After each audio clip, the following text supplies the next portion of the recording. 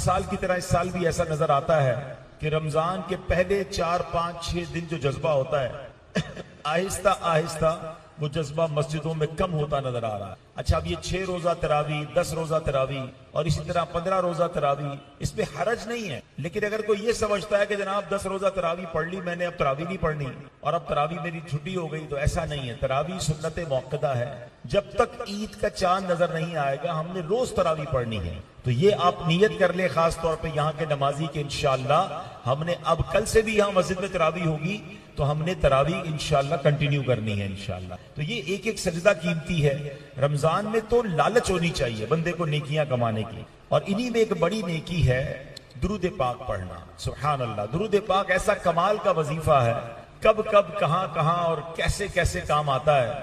एक बड़ा ईमान अफरोज वाकया जिसमें हम सबके लिए बहुत सारा दर्स भी है, और वो वाकया मुफ्ती अमीन साहब रहमतुल्लाहि तआला अलैह ने अपनी बड़ी प्यारी किताब आबे कौसर, दुरूद पाक के फजाइल पर शोहराए आफाक किताब है, उसमें ये वाकया उन्होंने लिखा कि एक शख्स था, बड़ा नेक था, परहेजगार था, मगर गरीब भी था। एक दिन घर पहुंचा तो बच्चे रो रहे थे। पूछा क्यों रो रहे हैं? तो बीवी ने बताया कि आज खाने को कुछ नहीं है, फाका है, बच्चे इसलिए रो रहे हैं कि सुबह से कुछ खाया नहीं। तो कहता चलो खाना तो नहीं है, मगर हम ऐसा करते हैं कि सब मिलकर, बीवी बच्चे, हम सब घर वाले मिलकर प्यारे आका अलैहिस्सलाम पर दुरूद पाक भेजते हैं, दुरूद पाक का नजराना पेश करते हैं। अल्लाह अकबर। वो कहता है जब सारी दुनिया खांदी है खैरात मदीने दी, तो मदीने वाले को याद करते हैं, दुरूद पढ़ते हैं। वो दुरूद पढ़ने लगे और दुरूद पढ़ते पढ़ते उस नेक शख्स की आंख लग गई। जब आंख लगी तो किस्मत जाग उठी। सरकार दो आलम सल्लल्लाहु तआला अलैहि वसल्लम ख्वाब में तशरीफ लाए और फरमाया फला इलाके में एक बड़ा ताजिर है जो कि मजूसी है, उसके पास जाना और जाकर मेरा सलाम कहना और कहना नबी पाक ने ये फरमाया है कि अल्लाह ने जो तुम्हें माल दिया है उससे मेरी मदद करो और सुनो तुम्हारी दुआ कबूल हो गई है। ये शख्स उठा तो हैरान के बेशक नबी पाक का दीदार हुआ, मगर मेरे आका मुझे किसी गैर मुस्लिम के पास क्यों भेजेंगे? लगता है मुझे कोई गलती हुई है। हेजिटेशन है, परेशान हो गया, फिर सो गया। ख्वाब में नबी पाक फिर तशरीफ लाए, फरमाए जाओ उसी के पास जाओ, जाकर कहो नबी पाक ने सलाम भी दिया है, मेरी मदद भी करो, तुमने कुछ दुआ मांगी वो कबूल हो गई है। अब जब दोबारा उठा तो कहा अब तो ये ख्वाब प्यारे आका अलैहिस्सलाम की तरफ से है। ढूंढता ढूंढता उस बिजनेसमैन को पहुंचा, बहुत बड़ा मालदार अरबोपति शख्स था, बहुत सारे लोग उसके मकान में वैसे भी मौजूद थे, बिजनेस डील चल रही थी। तो कहा मैं आपके लिए एक पैगाम लाया हूँ। कहा किसका पैगाम लाया हो? कहा मैं मुसलमान हूं और हमारे नबी अलैहिस्सलाम का आपके लिए पैगाम लाया। वो मजूसी आग की पूजा करने वाला था। वो कहते तुम्हें पता नहीं मैं मुसलमान नहीं हूं, मैं तो तुम्हारे नबी को मानता ही नहीं, तो मेरे लिए कैसे सलाम आ सकता है, मेरे लिए कैसे पैगाम आ सकता है? तो कहा मेरे आका ने एक और बात भी फरमाई है कि आपने कोई दुआ मांगी है, वो दुआ भी कबूल हो गई है। अब मजूसी जो है वो खड़ा हो गया अपनी सीट से, उसका हाथ पकड़ा और कमरे के अंदर ले गया और अंदर जाकर वो कहता है कि पहले मुझे कलमा पढ़ाओ। कलमा पढ़कर मुसलमान हो गया। अब उसने अपने नौकरों को बुलाया, सारे बिजनेसमैन को बुलाया, कहा देखो मैं मुसलमान हो गया हूं, तुम में से जो मुसलमान होगा वो मेरे साथ कारोबार कर सकेगा, जो मुसलमान नहीं मेरा उससे ताल्लुक खत्म। कई लोगों ने कलमा पढ़ना शुरू कर दिया, वो भी मुसलमान हो गए। अब उसने अपने बेटे को बुलाया और बेटे को बुलाकर कहा, इकलौता बेटा था, बेटा मैं मुसलमान हो गया हूं, अगर तुम भी मुसलमान हो जाओ, अगर मेरे बेटे हो, वरना फिर मेरा तुमसे ताल्लुक खत्म। बेटा भी कलमा पढ़ के मुसलमान हो गया। अब ये बेटी को बुलाया, बेटी मुसलमान हो गई। तो ये जो नेक शख्स गया कर रुको तो सही, बताओ तो सही माजरा क्या है? मैं तो सिर्फ सलाम लाया हूं, मैंने ये बताया कि एक दुआ है जो कबूल हो गई है और आप सबने कलमा पढ़ना शुरू कर दिया है, इसके पीछे रीजन क्या है? अब वो मजूसी, वो आग की पूजा करने वाला बताता है कि मसला यह है कि मजूसियों के मजहब में एक रस्म है या एक इजाजत है कि भाई बहन आपस में निकाह कर सकते हैं। तो ये दोनों, मेरा बेटा और बेटी का मैंने कुछ दिनों पहले ही निकाह किया, और निकाह करने के वक्त जब हमने अपने घर में बहुत बड़ी दावत की और खाना बनाया, तरह तरह के प्रोग्राम्स किए, तो मेरे घर के बराबर से मुझे रोने की आवाज आई। मैंने कान लगाया तो छोटी छोटी बच्चियों की आवाजें आ रही थी कि अम्मी जान हमारा पड़ोसी सैयदजादी माँ है, सैयदजादी औलाद है, सबके हाथ उठते हैं और रोते रोते दुआ करते हैं, या अल्लाह इस शख्स को इस्लाम की हिदायत दे दे, इसने हमारे साथ भला किया है, हमारे नाना जान की शफाअत से इसको जन्नत में दाखिला अता फरमा। वो कहता है मैं तो खाना खिला कर आ गया, मगर बच्चियों की दुआ मेरे कान में गूंज रही थी। आज तुम नबी पाक का पैगाम लेकर आए हो, मेरे आका का सलाम भी लाए हो और ये भी बता रहे हो कि दुआ कबूल हो गई है। अल्लाह अकबर। इसका मतलब यह हुआ कि मुझे इस्लाम भी मिलना है और अब मुझे इस बात की भी उम्मीद है कि बरोज़े कयामत नबी पाक की शफाअत भी मुझे मिलेगी। देखो मेरे बेटा और बेटी भी मुसलमान हो गए हैं, अब ये मियां बीवी नहीं रह सकते, मैं इनको जुदा कर देता हूं। अल्लाह ने मुझे बहुत माल दिया है, मैं 50% अब मैं तुम्हें पेश करता हूं। मेरे घर पे आए हो, नबी पाक का पैगाम लेकर आए हो, मेरी तमाम दौलत का 50% मैं तुम्हें खैरात करता हूं। अल्लाह अकबर। जरा गौर कीजिए, ये गरीब शख्स जिसके घर में खाने को नहीं था, हाथ फैलाने नहीं गया, दुनिया वालों से मांगने नहीं गया, बच्चों ने, घर वालों ने सिद्के दिल से आका अलैहिस्सलाम को याद करना शुरू किया, दुरूद पाक की कसरत की। और आज मेरे पास और मौजू है, वरना अगर मैं इसी मौजू पर बात करता रहूं कि एक दुरूद पाक ऐसा वजीफा है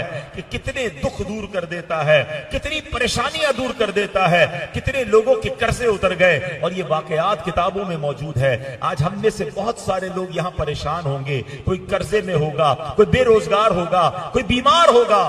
सच्ची बात यह है, हर दर्द की दवा है सल्ले अला मोहम्मद, हर दर्द की दवा है सल्ले अला मोहम्मद, तावीज़ हर बला है सल्ले अला मोहम्मद। तो हमें ये बात याद रखनी है कि दुखों ने तुमको जो घेरा हो तो दुरूद पढ़ो, जो हाजिरी की तमन्ना हो तो दुरूद पढ़ो। तो हमें कसरत से दुरूद पाक पढ़ना। दुरूद पाक दुनिया की मुसीबतें भी दूर करेगा इंशाअल्लाह, हम आखिरत की मुसीबतों से भी बच जाएंगे। और यहां एक और इस वाक्य से बात सीखने को मिल रही है कि आले रसूल की खिदमत, अल्लाह, सैयदजादियों की खिदमत की, मजूसी को ईमान की दौलत मिल गई, नबी पाक का सलाम आ गया। अरे हम तो उम्मती है, हम क्यों ना सैयदजादों की खिदमत करें, हम क्यों ना आले रसूल की खिदमत करें। मैं यहां सबको मशवरा दूंगा, अल्लाह सलामत रखे मेरे पीरो मुर्शिद अमीर अहले सुन्नत बानी दावत इस्लामी मौलाना इलियास अत्तार कादरी साहब, जिन्होंने दुनिया भर में दावत इस्लामी वालों के दिलों में किस तरह आले रसूल की, अहले बैत की मोहब्बत डाली है। सिर्फ एक बात से समझिएगा,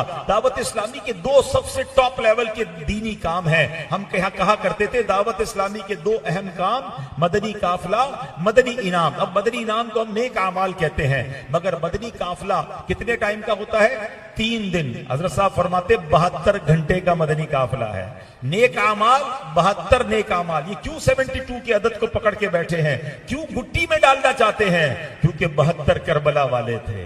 करबला वालों की मोहब्बत बच्चे बच्चे के दिल में आ जाए। अमीर अहले सुन्नत फरमाते अपनी आमदनी का कुछ हिस्सा अलग करो, अपने प्रॉफिट में 1%, 2%, 5% ये अलग कर लो, और ये आले रसूल की खिदमत करो, सैयदजादों की खिदमत करो, क्योंकि जिसका सदका मिल रहा है, अल्लाह अकबर, जब आप उनकी आल की खिदमत करेंगे, अल्लाह आपकी आल में, आपके माल में बरकत डाल देगा। दुनिया का दस्तूर है, कोई आपके बच्चों की, जब भी आपके पास आए आपके बच्चों के लिए तोहफा लाए, बल्कि आप उससे मिले, वो आपको कहे बेटा कैसा है आपका, बच्चे कैसे, ये अपने बच्चों के लिए तोहफा ले जाएं। मेरे बच्चों का कोई ख्याल रखे, मुझे कितना अच्छा लगता है। बताओ ना, जो नबी पाक के बच्चों का ख्याल रखे, आका की आल की खिदमत करे, नबी पाक कैसा प्यार फरमाएंगे। तो जिंदगी का उसूल बनाएं, अपनी हैसियत के मुताबिक कुछ ना कुछ अपनी आमदनी में, कुछ ना कुछ अपने माल में से अलग किया करें। लोग आजकल सवाल पूछते हैं, जनाब सैयदजादे को रकम देनी है, ज़कात तो लग नहीं सकती, क्या करें जनाब? अल्लाह अकबर, सैयदजादे को माल का मैल दोगे?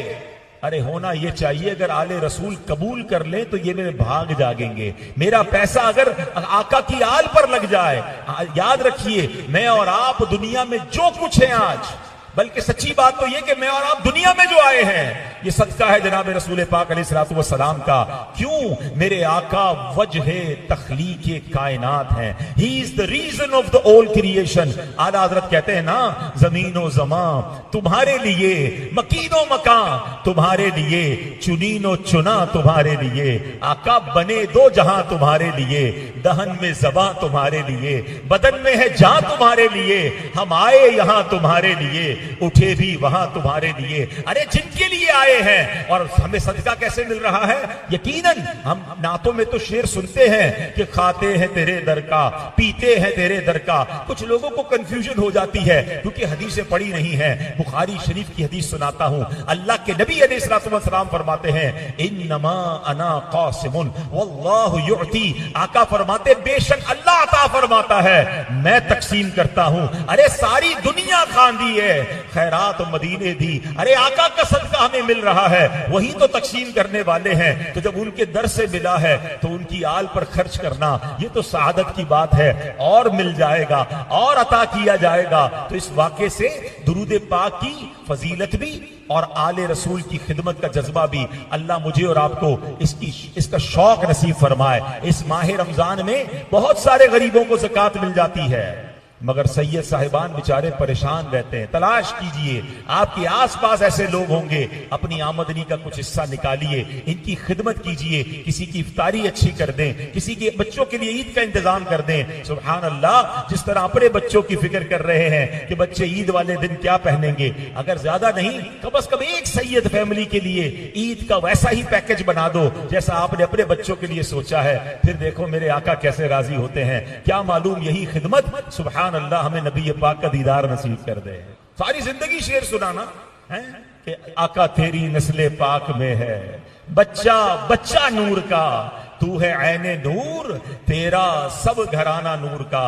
और आज अल्लाह का शुक्र अदा करें कि आज रात, किस रात हमें आले रसूल का जिक्र करने का मौका मिल रहा है कि आज रात हमारी अम्मी हुजूर उम्मुल मोमिनीन हजरत खदीजतुल कुबरा रदी अल्लाह ताला अन्हा का यौम विसाल है। आप नानी जान हैं हसनैन करीमैन की, क्या अजीम हस्ती हैं, और आज उनका यौम विसाल भी है। अल्लाह तुरबत हजरत खदीजा पर अपनी करोड़ों रहमतों की बारिश नाजिल फरमाए और उनके सदके हमारी मगफिरत फरमाए। हजरत खदीजा रदी अल्लाह ताला अन्हा वो अजीम खातून है। इस्लाम की खिदमत में जो उनका अंदाज रहा, सुभान अल्लाह, इब्तिदाए इस्लाम था।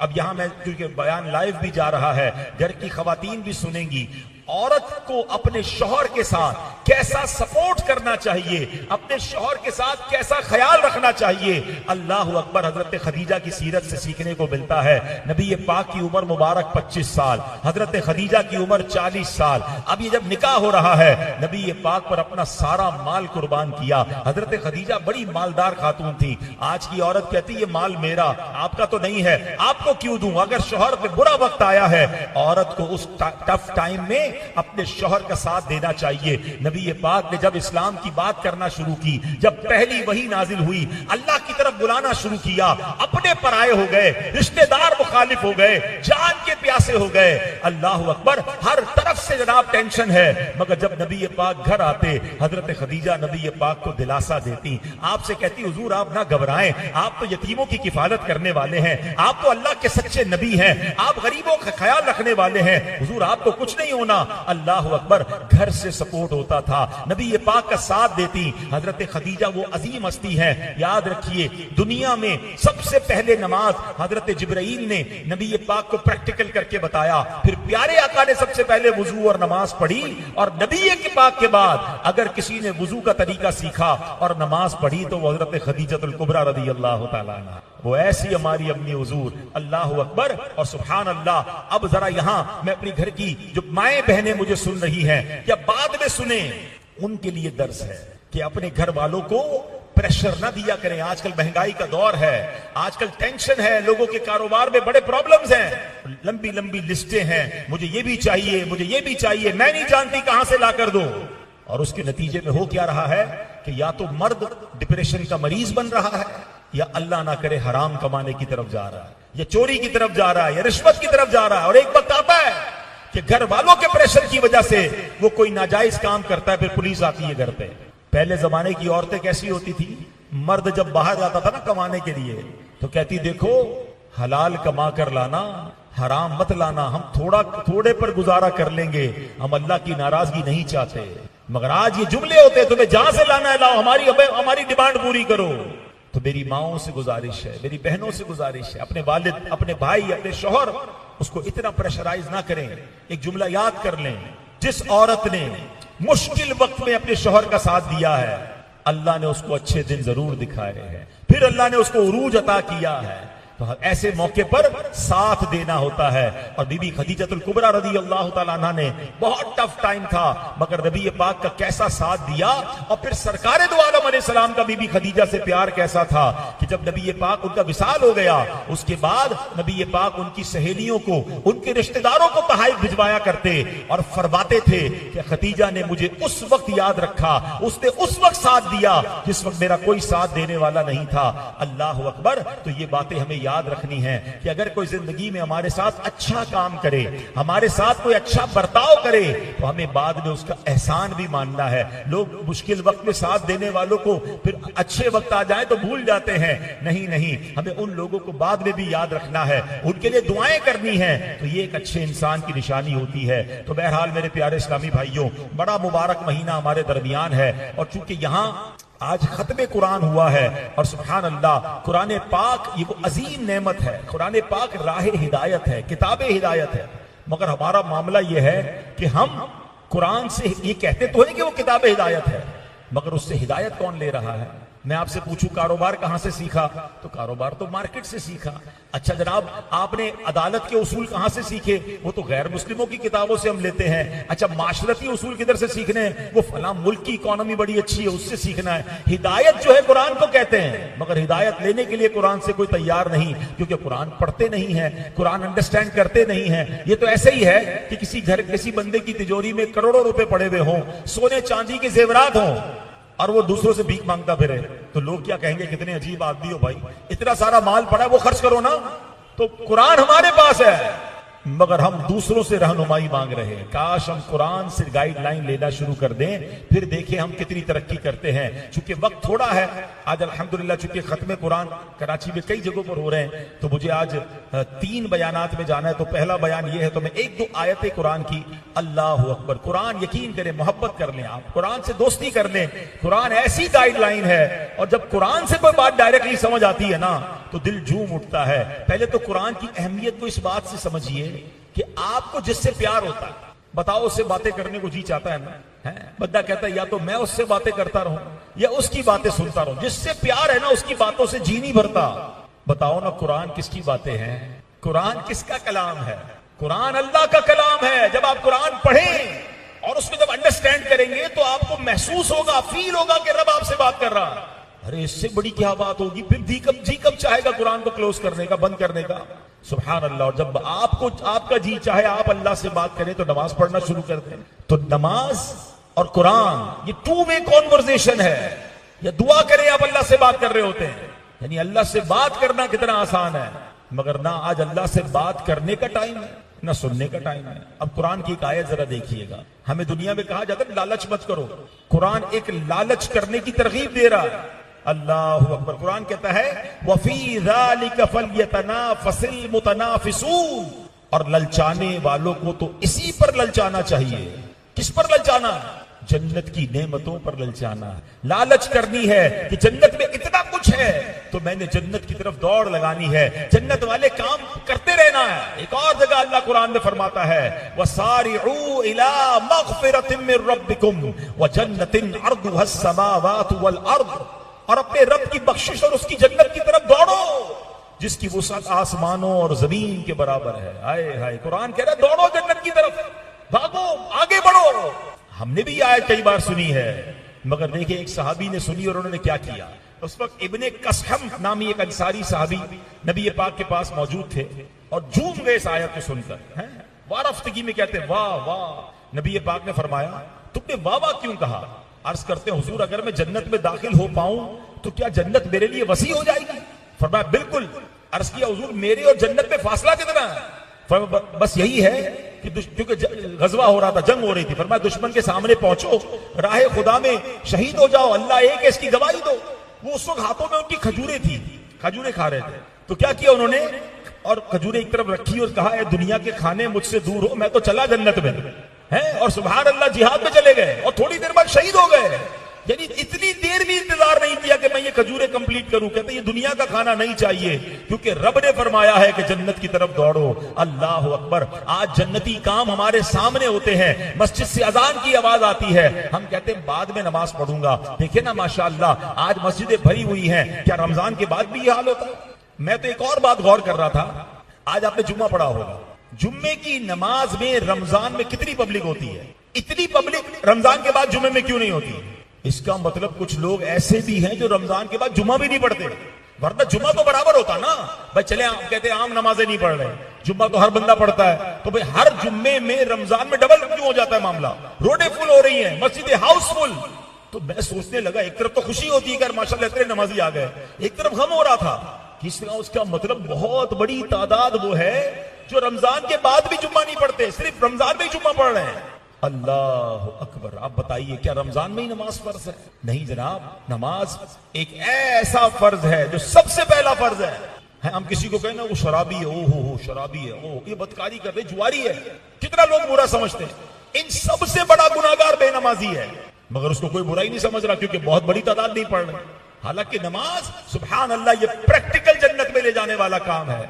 आइए आज बीबी खदीजा और खत्मे कुरान की इस रात नियत करें कि रमजान के बाद भी हम 5 वक्त के नमाजी रहेंगे इंशाअल्लाह। अच्छा, कमाल ये कि जब भी किसी नेकी के बाद की बात की जाए ना कि यार ये वाला नेकी का काम कर ले, बस अगले जुम्मे से शुरू करता हूं, यार कुरान पाक पढ़ना शुरू कर दे, बस अगले महीने से शुरू कर रहा हूं, भाईजान जरा आइए हम दर्स आपको सुनाना चाहते, बस आया आप चले मैं आया। यानी जन्नत की तरफ बुलाया जाता है। होना ये चाहिए बंदा दौड़े, यार ये भी नेकी कमा लूं, ये भी कमा लूं। अब आज जुम्मे का दिन था, हर नेकी 70 से मल्टीप्लाई हो रही थी। अक्लमंद लोग वो थे जिन्होंने खूब आज का दिन नेकियां की होंगी, मगर हमें बाजू का सुन्नतें छोड़ देते हैं, नफल छोड़ देते हैं, हालांकि सब अल्लाह के करीब होने वाले काम है। अच्छा, यहां बैठ के कोई किसी को कहे यार मेरे पास एक ऐसा प्लान है आपके पैसे डबल हो जाएंगे, गारंटी बताऊंगा अगले महीने, बंदा कहेगा नहीं यार ऐसा ना करे, वो तो आज ही बताए ना हाजी साहब, आपकी बड़ी मेहरबानी, मैं आपके घर आ जाता हूं, आप जिधर बोले मैं आ जाता हूं। कमाल है, दुनिया के फायदे के लिए बंदा घूम रहा है उसके पीछे, और उधर जन्नत में जाने वाले आपको काम बताए जा रहे हैं। यार सहाबा इकराम अलैहिम रिदवान का माइंड सेट, अल्लाह उनका सदका नसीब कर दे। अब हजरत उस्मान गनी मुझे बताएं, कतई जन्नती है ना? नबी पाक के सुभान अल्लाह कितने करीबी सहाबी, जुन्नूरैन, 2 प्यारे आका की बेटियों के यके बाद दिगरे उनसे निकाह हो रहा है और कई बार जन्नत की बशारत ले चुके हैं, मगर आपका माइंड सेट था, आपको पता चल जाए बस कोई नेकी करनी है।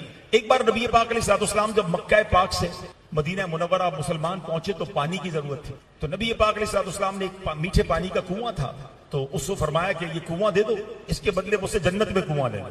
हजरत उस्मान गनी को खबर मिल गई, उस बंदे ने कहा हुजूर नहीं, मैं नहीं दे सकता, मेरा तो रोजगार इसी के साथ है। उसने ये ऑफर, जैसे आजकल के भी लोग हैं ना जिनको जन्नत वाला काम मिले तो कहते यार ये तो बाद में कर लेंगे, तो उसने भी कहा हुजूर मेरा तो इससे रोजी रोजगार है, मैं नहीं कर सकता। हजरत उस्मान गनी को खबर मिल गई, आप पहुंच गए उस कुएं वाले के पास और फरमाया कि मुझे कुआं दे दो। वो कुएं वाला कहता है मैं तो कुआं नहीं दूंगा, मेरा तो कारोबार इसमें है। बहुत कोशिश की, जब वो नहीं माना तो आप व्यापारी भी बड़े कमाल के थे, आपने फरमाया ऐसा ऐसा करो, आधा आधा कर लेते हैं। अब उसने कहा कुआं आधा आधा कैसे होगा? कि एक दिन तुम्हारा, एक दिन मेरा, एक दिन मैं पानी यूज करूंगा, अगले दिन तुम यूज कर लेना, पानी निकालना है ना कुएं से। उसने कहा ठीक है मैं इतनी रकम लूंगा, 50% कुआं आपका। अब आपका प्लानिंग देखे, माइंड सेट देखे, आपने कुआं खरीदा और जो दिन हजरत उस्मान गनी का होता था ना वो आपने फ्री कर दिया, मदीने वाले आओ अपना पानी फ्री ले जाओ। अब लोग बर्तन भर के ले जाते, जानवर पानी लेके चले जाते, अगले दिन उससे पानी खरीदने कोई नहीं आता था। भाई एक दिन फ्री मिलेगा, एक दिन पैसे से मिलेगा, उससे खरीदने कौन आएगा? थोड़े दिनों बाद कहता है हजरत बाकी आधा भी आप ले लें, मेरे पास तो गाहकी कोई नहीं बचा। आपने पूरी पेमेंट की, कुआं लिया, नबी पाक के पास आया, कहते हुजूर वो जो ऑफर की थी आपने कि ये कुएं के बदले आप जन्नत का कुआं देंगे, ये ऑफर मेरे लिए भी है। नबी पाक ने फरमाया हाँ, आपने वो कुआं मुसलमानों के लिए वक्फ कर दिया। जन्नत ले चुके थे पहले, मगर फिर मौका मिला, फिर ऑफर कबूल कर ली। एक बार मस्जिदुल हराम मक्का पाक में मस्जिद की तौसी करनी थी, इसके बराबर में एक मकान था। सरकार दो आलम अलैहिस्सलाम ने उस मकान वाले से कहा ये मकान मुझे दे दो, मुझे मस्जिद में शामिल करना है, इसके बदले जन्नत में घर ले लो। आए हाय, ये अलग बहस है कि ये ऑफर कौन कर सकता है कहे मकान दे दो जन्नत में मकान ले लो, कुआं दे दो जन्नत में कुआं दे दो, ये ऑफर कौन कर सकता है? ये ऑफर वही कर सकता है जिसको रब ने इख्तियार अता फरमाया है। यही बात मुफ्ती अख्तर रज़ा खान साहब लिखते हैं ना कि जहां बाली अता कर दें, भरी जन्नत हिबा कर दें, नबी मुख्तार कुल है, जिसको जो चाहे अता कर दें। अल्लाह अकबर। ये तो हदीसों से साबित है कि आका फरमाते मुझे ये दे दो, इसके बदले ये ले लो। अब हजरत उस्मान गनी को पता चला कि मकान चाहिए, मस्जिदुल हराम में इन्वॉल्व करना है, मगर वो बेच नहीं रहा। आप उसके पास गए, उसने कहा मैंने मकान नहीं बेचना, आप हिम्मत नहीं आ रहे। आपको कभी कभी ऐसा लगता होगा हमारे घर के बराबर में कोई प्लॉट हो, हम कोशिश करते रहते हैं यार ये मुझे मिल जाए, किसी तरह मिल जाए, कोशिश जारी रखते हैं, देखो किसी को बेचना नहीं, मुझे ही देना। हजरत उस्मान गनी उसके पीछे लगे रहे, आखिरकार उससे बड़ी कीमत में खरीदा। अच्छा खरीद तो लिया, फिर जाते नबी पाक के पास, कहते हुजूर एक बात बताएं, आपने जो बराबर वाले मकान वाले को ऑफर दी थी कि मुझसे मकान दे दो, मस्जिदुल हराम में शामिल करना है, उसके बदले जन्नत में घर या जन्नत में प्लॉट अता फरमाएंगे, क्या ये ऑफर मेरे लिए भी है? आका फरमाते हैं क्या? वो कहते हुजूर मकान का मालिक मैं बन गया हूं, क्या मेरे लिए भी ऑफर है? नबी पाक ने फरमाया उस्मान तुम्हारे लिए भी है। आपने वो मकान मस्जिदुल हराम में शामिल कर दिया। आज मक्के में तवाफ करते हैं ना, सही करते हैं, इसमें हजरत उस्मान गनी का वो प्लॉट भी शामिल है। अल्लाह अकबर। इन्वेस्टमेंट देखो कैसी की हजरत उस्मान गनी ने। आकाश की मेरा और आपका जहन बन जाए, आज ये जहन बना हुआ है, हमें कोई आकर बताए ना ये नई बिल्डिंग बन रही है, इसमें बुकिंग करवा लो, पैसे बढ़ जाएंगे, फौरन जाके बुकिंग करवाएंगे। हमने यहाँ बहुत सारे लोगों को देखा है, काम कपड़े का है, थोड़े दिनों बाद कंस्ट्रक्शन का काम कर रहा होता है। भाई आपका काम तो कपड़े का था, बस यार दो पैसे उधर भी बच जाते हैं। अरे थोड़े दिनों बाद स्टॉक एक्सचेंज में भी पैसे लगाए में, उधर किधर चले गए? आजकल बड़ी तेजी थी, उधर चले गए। आखिर में देखा तो सारे लोगों ने सोने चांदी में पैसे लगाए में। अरे भाई आपका तो जनाब अनाज का काम था, ये सोने में कहां से घुस गए? अरे भाई दो पैसे का फायदा था। कमाल ये है जिधर से फायदे की ऑफर मिलती है, जिधर कोई टिप मिलती है, उधर पहुंच जाते हैं। हमें ये नेकियों का शौक क्यों नहीं होता कि जब पता चले कि दावत इस्लामी वाले मस्जिद बना रहे हैं, अरे कहीं मदरसा बन रहा है, कहीं आलिम बन जाएंगे, एक ऐसी फैक्ट्री लग रही है जिससे दुनिया का मान मिले, हम उस फैक्ट्री का शेयर लेना चाहते हैं। कुर्बान जाओ दावत इस्लामी पर जो दुनिया भर में सवाब की फैक्ट्रियां लगा रही है। क्यों थोड़ा सा शेयर नहीं ले लेते कि उसमें हिस्सा मिलाएंगे, हमें कयामत तक नेकियां आती रहेंगी। दुनिया की फैक्ट्री, दुनिया की दुकान आप बनाओगे, आपको चलानी पड़ेगी। दावत इस्लामी का कमाल यह है, इनको जनाब मस्जिद मदरसा बना के दे दो, अब ये दावत इस्लामी वाले कयामत तक चलाते रहेंगे। ये मैं इसी मस्जिद की मिसाल देता हूं, थोड़े अरसे पहले मैं खुद सामने रहता हूं, मुझे पता है कितना छोटा सा सिस्टम था, और आज माशाल्लाह ये रौनक देखें। और ये एक मस्जिद में नहीं है, आज आप पाकिस्तान की हर दावत इस्लामी की मस्जिद जो दावत इस्लामी वालों ने बनाई है, वहां बड़ी रात की रौनकें देखें, आप बड़े दिन की रौनकें देखें, आप ताक रातों की रौनकें देखें, आप मिलाद मुस्तफा की रौनक देखें। और सिर्फ नमाजें नहीं, सिर्फ इज्तिमा नहीं, वहां दर्स भी हो रहा है, वहां मदरसा भी हो रहा है, वहां काफिले भी आ रहे हैं, वहां कोर्सेज भी हो रहे हैं। अल्लाह अकबर। हमने तो एक मस्जिद में हिस्सा मिलाया था, मगर ये तो सवाब का जखीरा और मल्टीप्लिकेशन होता चला जा रहा है। तो फिर क्यों ना आगे बढ़कर हम सहाबाए किराम की, देखिए कुरान कहता है दौड़ो जन्नत की तरफ, तो हमें अपने माल के जरिए भी जन्नत की तरफ दौड़ना है, अपने अमल के जरिए भी जन्नत की तरफ दौड़ना है। मैं सिर्फ ये नहीं कहता कि माल दीजिए, अपना वक्त भी दीजिए, इबादतें भी करनी है, कुरान भी पढ़ना है, दुरूद पाक भी पढ़ना है, तिलावत कुरान भी करना है, और अल्लाह की राह में खर्च भी करना है। हर बंदा अपना हिस्सा मिलाए, क्योंकि थोड़ी देर में हम सब ने जाना है। हाँ ये याद रखिए, हमें नहीं पता कितनी देर बाकी है। पिछले रमजान में कई लोग हमारे साथ थे जो अब नहीं है, अगले साल यहां फिर खत्मे कुरान होगा, हमें नहीं पता हम में से कौन होगा या नहीं होगा। हमें कब्र में थोड़े दिनों में जाना है, तो तैयारी क्यों नहीं कर लेते? कुरान कह रहा है दौड़ो अल्लाह की जन्नत की तरफ, तो आओ ना मिलकर रमजान के महीने में ये दौड़ लगाते हैं और खूब इबादत करें, तिलावत करें, दुआएं करें और सदका और खैरात भी करें। तो ऐ मेरे प्यारे इस्लामी भाइयों, कुरान का ये पैगाम आज लब्बैक कहिए और अपनी जिंदगी इस तरह गुजारें कि मैंने जन्नत की तैयारी में जिंदगी गुजारनी है। और उसके लिए बेहतरीन तरीका यह है कि दावत इस्लामी के माहौल से वाबस्ता हो जाएं। जब दावत इस्लामी वालों के आप करीब होते हैं, आपको इल्म दीन सीखने को मिलता है, आप काफिलों में सफर करते हैं, इबादत का जज्बा मिलता है। अभी आखिरी अशरे का एतिकाफ इंशाअल्लाह दुनिया भर में हजारों मकामात पर, और ये एतिकाफ भी एक प्रैक्टिकल एतिकाफ होगा, तो उसमें शामिल हो जाएं। सुभान अल्लाह, थोड़ी देर के लिए जाएं तो सही, यहां से 1 किलोमीटर दूर है फैजान मदीना, आप जाकर देखें तो सही। दुनिया में रौनक आपको कहीं हरमैन तय्यबैन के बाद नहीं मिलेगी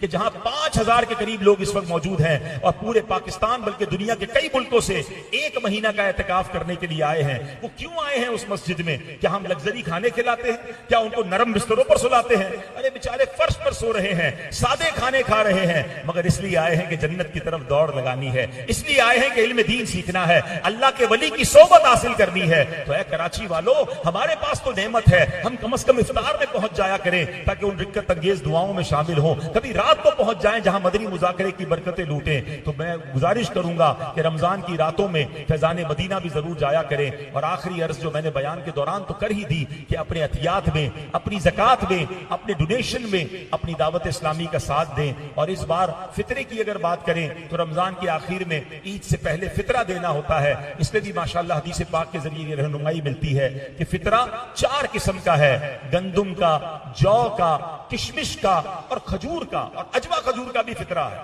तो देखिए ना, हम में से बहुत सारे ऐसे जो रोजाना इफ्तार में अजवा खजूर खा रहे हैं, रोजाना बेहतरीन इफ्तार कर रहे हैं, बेहतरीन खाने खा रहे हैं, मगर ईद वाले दिन क्या करते हैं, जाके सबसे सस्ता वाला फितरा ले लेते हैं। खुद सोचिए, ये ठीक करता हूं मैं? क्या ईद के कपड़े ऐसे खरीदेंगे कि ईद की कपड़े की दुकान पे जाए, या सबसे सस्ता वाला सूट दे दो, सबसे सस्ते वाले चप्पल दे दो, बच्चों के लिए सबसे सस्ती वाली टोपी दे दो? नहीं यार, जरा ब्रांड वाली चीज चाहिए। जिसके पास माल है, मैं गरीब की बात नहीं कर रहा, तो जिसको अल्लाह ने नवाजा है ना, तो अपनी हैसियत के मुताबिक फितरा दे। क्योंकि ये फितरा भी शुक्राने का एक अंदाज है कि मौला तूने करोड़ों से अच्छा बनाया, तो मैं भी तेरी राह में अच्छा खर्च करूंगा। और एक बात हमेशा याद रखें, अच्छा दोगे तो अच्छा मिलेगा। अल्लाह की राह में जिस खुश दिली के साथ आप खर्च करते हो, उसी तरह वो मल्टीप्लाई होकर मिलता है। अल्लाह हमें अपनी राह में दिल खोल कर खर्च करने की तौफीक अता फरमाए, और माह रमजान में ऐसी नेकियों की आदत डाल दे हमारी कि बस हर वक्त जन्नत में जाने का ख्याल हो। आज मैं बयान लेकर आया था कि आपको जन्नत की नेमतें सुनाता। अल्लाह अकबर, जन्नत में जो रब ने नेमतें तैयार कर रखी हैं, हम सुने तो झूमता चला जाए कि कब आएगा वो दिन के मैं जन्नत में दाखिल हूंगा। और सारी नेमतें एक तरफ, सबसे बड़ी नेमत यह है कि जन्नत में अल्लाह का दीदार कराया जाएगा, जन्नत में नबी पाक का दीदार होगा। सोचो तो सही, जन्नत में कौन कौन होगा? हाँ, हसनैन करीमैन होंगे, पंजतन पाक होंगे, अल्लाह अकबर, गौसे पाक होंगे, जिससे प्यार है वो सारे जन्नत में होंगे। तो फिर जन्नत के लुत्फ कैसे होंगे? हम में से कईयों के माँ बाप चले गए, हम तो इंतजार में हैं कि इंशाअल्लाह जन्नत में अपने माँ बाप से मिलेंगे, अपने बुजुर्गों से मिलेंगे इंशाअल्लाह। तो काम करो ना ऐसे कि जन्नत में अल्लाह उनसे मिलना नसीब फरमाए। अल्लाह करे कि मैं भी और आप भी बिला हिसाब जन्नत में दाखिल हो जाएं। सल्लु अलल हबीब। माशाअल्लाह, अभी बात हो रही थी दावत इस्लामी सवाब की फैक्ट्रियां लगाती है। सुभान अल्लाह, आज नाम ही, आज रात बीबी खदीजतुल कुबरा की है, और मस्जिद का नाम सुने, जामा मस्जिद फैजान खदीजतुल कुबरा। वाह वाह वाह, अम्मी हुजूर के इसाले सवाब का इससे अच्छा क्या मौका होगा? यकीनन न्याज करनी चाहिए, मगर ये कैसी न्याज है कि ये कयामत तक मस्जिद रहेगी इंशाअल्लाह। हम चले जाएंगे, और ये कॉस्मोपॉलिटन सोसाइटी में माशाअल्लाह मस्जिद तामीर हो रही है, और 50 लाख रुपए इनको शॉर्ट है। सुभान अल्लाह, बड़ी तादाद में यहाँ आशिकाने रसूल मौजूद हैं। मैं तो चाहूंगा सब हिस्सा मिलाएं और चले भाई। कहते ना, तरगीब देने के लिए तरगीब बनना पड़ता है। तो आज 10 रमजान भी है, 10,000, मैंने 10,000 की नियत की थी मैं अपने माँ बाप के इसाले सवाब के लिए, 10,000 का इन्होंने यूनिट भी बनाया है। तो अम्मी हुजूर के इसाले सवाब के लिए इससे अच्छा क्या तोहफा होगा? वो राजी हो गई तो इंशाअल्लाह हमारा बेड़ा पार हो जाएगा। अगर माह रमजान को हम इस अंदाज से ले लें कि ये 30 दिन जो अल्लाह ने दिए हैं, इसमें अच्छी आदतें एडॉप्ट करना है और बुरी आदतों को निकालना है, और इसकी ऐसी प्रैक्टिस करनी है कि पूरे महीने के बाद सारा साल मेरे लिए उन अच्छी आदतों पर काम करना आसान हो जाए। फॉर एग्जाम्पल, हम में से तकरीबन सारे लोग रोजाना 5 वक्त नमाज पढ़ रहे हैं, तो जब पूरा महीना 5 वक्त नमाज पढ़ रहे हैं तो उसमें तो आदत डेवलप हो जानी चाहिए। पूरा साल पढ़ें फिर नमाज। माशाल्लाह, रमजान में तहज्जुद की नमाज पढ़ना बड़ा आसान हो जाता है। हम सहरी में सारे उठते हैं, तो भाई सहरी करने से पहले 2 रकत, मैक्सिमम 8 रकत तहज्जुद की है, 2, 4 जितनी अल्लाह ने तौफीक दी तहज्जुद पढ़े। फर्ज नमाज के बाद सबसे अफजल नमाज तहज्जुद है। तो आप रोजाना 30 दिन तक जब तहज्जुद के आदी बनेंगे तो इंशाअल्लाह अल्लाह ने चाह रमजान के बाद भी इस हैबिट को आप कंटिन्यू कर सकते हैं। बिल्कुल इसी तरह दुरूद पाक, अब रमजान में सैकड़ों बार आप दुरूद पाक पढ़ने की आदत डालें, ताकि रमजान के बाद भी दुरूद पाक पढ़ने की आदत बाकी रहे। तो अल्लाह करे कि ये माह रमजान को हम अच्छी आदतों के अपनाने के लिए और बुरी आदतों को अपने अंदर से निकालने के लिए, अब रमजान तो गुजर जाए और वही टॉक्सिक पर्सनैलिटी है, वही लड़ाई झगड़े वाला बंदा है, वही जनाब बद अखलाकी है, तो इसका मतलब रमजान से प्यूरिफिकेशन हमने हासिल नहीं किया। देखिए, जो बारिश बरसती है ना, बारिश अगर नरम जमीन पर बरसे तो सब्जा उगा देती है, और पत्थरों पर बरसे तो पत्थरों पर पानी ठहरता नहीं, वो बह जाता है।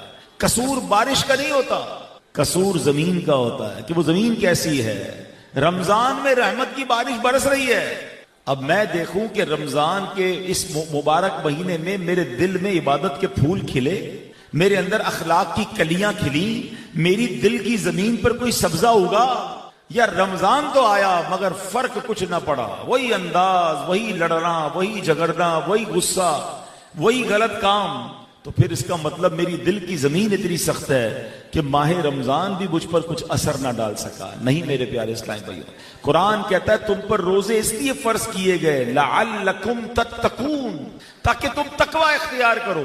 अब हालांकि अगर हम गौर करें ना तो माह रमजान मेरी और आपकी तकवे की कितनी शानदार प्रैक्टिस करवाता है।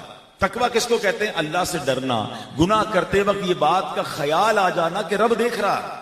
अब पता है मैं और आप डेलिबरेटली कितना शानदार तकवे का रोजाना टेस्ट दे रहे हैं। अभी आप सब बैठे हैं इफ्तार की टेबल पर, आप सबके सामने पानी की बोतल भी पड़ी हुई है और आपके सामने खाने पीने की चीजें भी पड़ी हुई हैं, आप क्यों नहीं खा रहे हैं? हालांकि कोई रोकने वाला तो नहीं।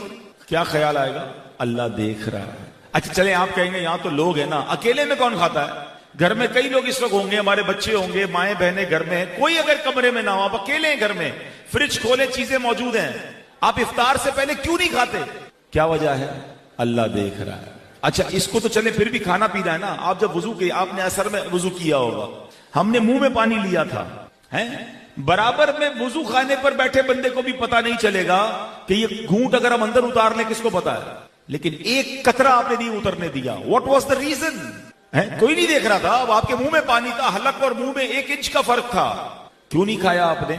अल्लाह देख रहा है। लुक एट ब्यूटीफुल, यानी रमजान कितनी प्यारी रोजाना प्रैक्टिस मुझसे करवा रहा है। लअल्लकुम तत्तकून, कुरान कहता है रोजे इसलिए फर्ज किए कि तुम तकवा इख्तियार करो, और मैं और आप रोजाना इस बात की प्रैक्टिस कर रहे हैं कि ना खा रहे ना पी रहे, 1 मिनट पहले भी खाना नहीं खाते।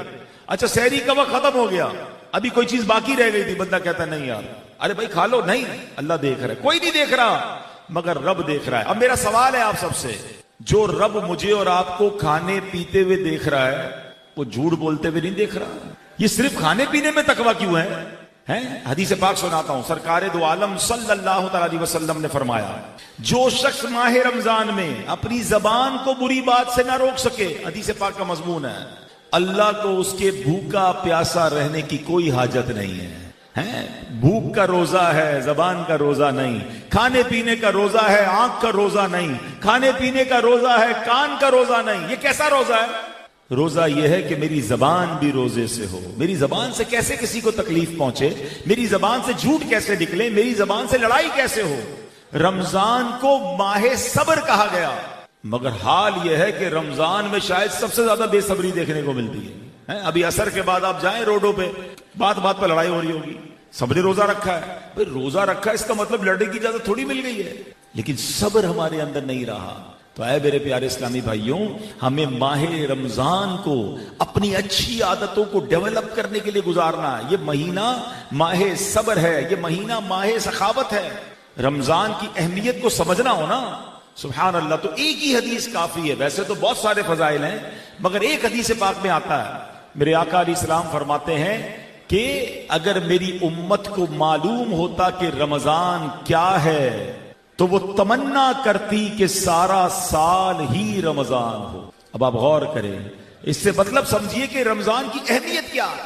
मैं दोबारा अगर अर्ज कर दूं कि मेहरबानी करके अगर आप बैठ के बयान सुन लें, आने वालों को जहां जगह मिले वो बैठ जाएं, वरना ये अल्लाह रसूल की गुफ्तगू में सब लोग खड़े होंगे तो आप दूसरों को भी डिस्टर्ब कर रहे हैं। जायज का कोई नाजायज समझ जाएगा, कोई नाजायज का जायज समझ जाएगा। तो इफ्तार के बाद आपको जिससे मिलना है वो मिलने, अगर आपने बयान के लिए बुलाया है तो मेहरबानी करके आप कुछ मिनट गौर से तवज्जो से बयान सुन लें। तो मैं अर्ज ये कर रहा था कि माह रमजान ये कितनी बड़ी नेमत है कि सरकार दो आलम अलैहिस्सलातु वस्सलाम फरमाते हैं कि अगर मेरी उम्मत को मालूम होता रमजान क्या है तो वो तमन्ना करते कि सारा साल ही रमजान हो। इस कदर रमजान की अहमियत है। इसका पहला अशरा अशराए रहमत, दूसरा अशरा अशराए मगफिरत, और आखिरी अशरा जहन्नम से आजादी का अशरा है। देखते ही देखते अब देखें आज 8वां गालिबन रोजा हो गया। अशराए रहमत हमारे अंदर से, अभी हम सोच रहे थे रमजान आने वाला है, रमजान के 8 रोजे गुजर गए। तो रमजान को आपने और मैंने गनीमत जानना है। अल्लाह ने मुझ पर और आप पर एहसान किया है फिर रमजान देकर, और इस महीने में मगफिरत करवानी है। गफलत में नहीं गुजारना। क्योंकि मैं अब आपको एक दुआ सुनाने जा रहा हूं। ये दुआ की है जिब्रील अमीन ने। Try to understand the status of Jibril Amin. He is the leader of the angels, फरिश्तों के भी सरदार हैं। और आप दुआ करते हैं, या अल्लाह जो रमजान को पाए और अपनी मगफिरत न करवा सके वो हलाको बर्बाद हो जाए। और ये दुआ कौन कर रहा है? जिब्रील अमीन। इस दुआ पर आमीन कहा नबी पाक अलैहिस्सलाम ने। अब मैं आपसे सवाल करता हूं, इस दुआ की कबूलियत में कोई शक है? जिब्रील अमीन दुआ करें और रहमतुल्लिल आलमीन अलैहिस्सलाम आमीन कहें, इट मींस इट्स कंपल्सरी। ये तो कंफर्म हो गया कि जिसने रमजान में अपनी बख्शिश ना करवाई वो हलाको बर्बाद हो जाएगा। अच्छा, अब रमजान में भी बख्शिश क्यों ना हो? उन लोगों की कैसे होगी जो रमजान में भी गफलत का शिकार है? कई लोग रोजे नहीं रख रहे, कई तरावी नहीं पढ़ रहे, कई नमाजों में सुस्तियां कर रहे हैं। खुदा के वास्ते ऐसा ना करें। अल्लाह ने रमजान में हमारे लिए मगफिरत का सामान कैसे किया कि नेकियों का अजर बढ़ा दिया गया। नफल का सवाब फर्ज के बराबर, फर्ज का सवाब 70 गुना। अल्लाह अकबर, रोजाना इफ्तार के वक्त 10 लाख गुनाहगार बख्शे जाते हैं। आज भी बख्शे जाएंगे। हम अल्लाह से दुआ करेंगे कि अल्लाह आज बख्शे जाने वालों में हमारा नाम भी लिख दे। तो मैंने और आपने बाकायदा कोशिश करनी है। अब आखिर में मैं आपको नबी पाक अलैहिस्सलाम रमजान कैसे गुजारते थे। देखिए, हम मुसलमानों के लिए सबसे बेस्ट रोल मॉडल तो हमारे आका है ना। हम उन्हीं से सीख लेते हैं कि वो रमजान कैसे गुजारते थे। What was the habits of रसूल पाक अलैहिस्सलाम इन रमजान। बीबी आयशा सिद्दीका तैयबा ताहिरा रदी अल्लाह ताला अन्हा फरमाती हैं कि जब रमजान आता तो नबी पाक अपने बिस्तर पर कम तशरीफ लाते, सारी रात दुआओं में और इबादत में गुजारते और प्यारे आका के चेहरे का रंग बदल जाता था, मुतगय्यर हो जाता था। मुशारहीन लिखते हैं ये रमजान में चेहरे के रंग बदलने का मतलब ये था कि नबी पाक को ये फिक्र हो जाती कि कहीं रमजान में हक के बंदगी अदा करने में कमी ना रह जाए। ये किसका कौन तवज्जो कर रहा है? किसको ये फिक्र है? जिनके सदके रमजान मिला। सच बताओ, हमें कितनी फिक्र होनी चाहिए थी? मगर आज हमें तो 2-3 फिक्र ही हैं। हाँ भाई, आज इफ्तारी कहां करनी है, आज सहरी कहां करनी है, रात को किधर खाना है। नौजवान रमजान टूर्नामेंट में लगे हुए हैं। अल्लाह अकबर, हमारी गुफ्तगू का टॉपिक ही यही है, इफ्तार कहां करना है, सहरी कहां करनी है। अरे टॉपिक ये होना चाहिए था, आज तिलावत कहां करनी है, आज दुआ कहां करनी है, आज तरावी का क्या प्रोग्राम है, आज जाके तहज्जुद किधर पढ़नी है। यार रमजान इबादत के लिए आया था। मगर अनफॉर्चुनेटली हम लोगों ने उसे फूड फेस्टिवल बना दिया है। आज किसी को आप रमजान की रोडों पर किसी गैर मुस्लिम को लेकर आ जाए कराची की रोडों पर कि यार जरा बताओ ये कौन सा महीना चल रहा है, तो लोग शायद ये बताएंगे कि लगता है मुसलमानों का कोई खाने पीने का त्योहार आया है। हर तरफ खाने पीने हो रहे हैं। और जनाब, रमजान तो भूखा रखकर अल्लाह के करीब करने आया था। मगर कुछ यार दोस्त ऐसे जिनका रमजान में भी वजन बढ़ जाता है। क्यों बढ़ता है भाई? आप तो रोजे भी रखते हैं। वो सहरी में ज्यादा इसलिए खाता हूं कि पूरा दिन भूखा रहना है, इफ्तार में इसलिए ज्यादा खाया कि पूरा दिन भूखा रहकर आया था, फिर रात 2-3 बार और खाया कि कल फिर रोजा रखना है, तो उल्टा रमजान में रोजे रख के भी वजन बढ़ा लिया। हालांकि रमजान भूख बर्दाश्त करके ताकि बंदे की ये कमजोरी उसको अल्लाह के करीब करती है। अब सच बताएं, इस वक्त बात करने को भी जी नहीं चाह रहा होता। असर के बाद जो इफ्तार के करीब वक्त है, ये वक्त होता है एहसास करने का, ये मेरी औकात है और मैं और आप अभी थोड़ी देर में इफ्तार कर लेंगे। मगर ये भूख याद दिलाती है कि दुनिया में लाखों करोड़ों लोग हैं जिनके पास रोजाना खाने को नहीं होता, वो रोजाना भूख में होते हैं। हमारा तो इफ्तार के बाद डिनर रेडी है। कई लोग हैं जिनके पास आज भी डिनर नहीं है।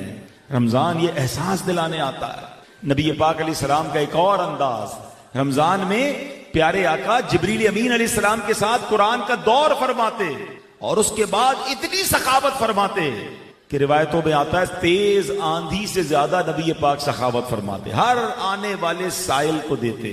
तो दूसरा अंदाज क्या पता चला प्यारे आका का कि कुरान की तिलावत करनी है। हो सके तो घर वालों के साथ मिलकर दौर करें। आप कुरान पढ़ें, आपके घर वाले सुने, फिर बीवी या बच्चों में से कोई पढ़े और आप सुने कि ये नबी पाक का अंदाज है कि वो जिब्रील अमीन के साथ दौर करते थे। और फिर सखावत करें। ये माह सखावत है।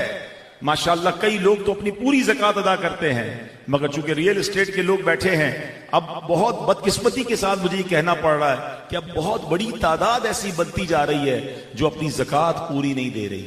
प्रॉपर ज़कात का हिसाब नहीं करते। अच्छा, कुछ लोगों को कहो भाई ज़कात दें तो कहते मार्केट बड़ा मंदा है, कारोबार डाउन है। तो जनाब पहले ये फार्मूला समझ लें, ज़कात आपकी आमदनी पर नहीं है, ज़कात आपके कैपिटल पर है। अगर आपकी आमदनी कम हो गई है तो कैपिटल तो मौजूद है ना, जो माले तिजारत है, जो सोना चांदी है, जो कैश अवेलेबल है, और अब साल पूरा होने को है तो जो उसके शरई तकाजे हैं उसके मुताबिक पूरी ज़कात निकालनी है, चाहे वो ज़कात करोड़ों रुपए क्यों ना हो। याद रखिए, दिल पर बोझ ना लीजिएगा। हमेशा याद रखें, अगर लाखों ज़कात दे रहे हैं तो रब ने करोड़ों दिए हैं तो लाखों ज़कात बनी ना। अगर अल्लाह ने करोड़ों ज़कात बना दी है तो जनाब अरबों दिए तो आपकी करोड़ों ज़कात है। तो ज़कात दिल पर बोझ क्यों बन गई? अरे ये तो कारून का तरीका था जिसने हजरत मूसा के सामने ज़कात देने से इनकार किया और उसको उसके खजाने के साथ जमीन में धसा दिया गया। मुसलमान तो खुश दिली के साथ ज़कात दिया करता है। मैं तो एक दुआ करता रहता हूं, आपको अच्छी लगे तो आमीन कह दो कि या अल्लाह वो माल न देना जिसकी ज़कात दिल पर भारी पड़ जाए।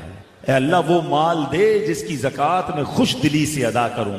अरे ज़कात देने वाला तो सजदा शुक्र अदा करे कि मेरे मौला तूने देने वाला बनाया, मांगने वाला नहीं बनाया। तो जो इस वक्त गरीबों का हाल है, जो मुसलमानों की कैफियत है, अपने गरीब रिश्तेदारों को देखें, अपने गरीब मुलाजमीन को देखें और ज़कात तकसीम करें, इनका रमजान अच्छा करें। याद रखिए, नबी पाक ने कसम उठाकर फरमाया कि अल्लाह की राह में खर्च करने से माल कम नहीं होता। मेरे नबी ने वादा फरमाया है, और आप ये देख भी लें, जरा चेक कर लें कि जो अब मेरे इस्लामी भाई पूरी ज़कात देते हैं, अगले साल वो ज्यादा ज़कात देते हैं। ये कैसे? क्योंकि माल बढ़ जाता है, अल्लाह उसमें बरकत डाल देता है। तो नबी ये पाक ये महीने में सखावत फरमाते।